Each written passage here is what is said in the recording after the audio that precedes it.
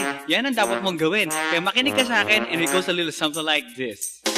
Kung gusto mong lumigaya ang iyong buhay, humanap ka ng pangit at ibigin mong tunay. Isang pangit na talagang di mo matanggap, at huwag ang lalaki na iyong pangarap. Ngunit kung bakit ko sinabi to'y simple lang, pagkat magagandang lalaki ay naglalaro lang ng iyong oras. Pagod, hirap at salapi, ngunit handang-handang iwanan ka naman sa sandali na ikaw ay wala nang ibigay, diba? Kaya't pangit na lalaki ang hanapin mo, day. Kung hindi, sige ka, puso mo'y mabibiyak. Mawalay man ang pangit, hindi ka iiyak.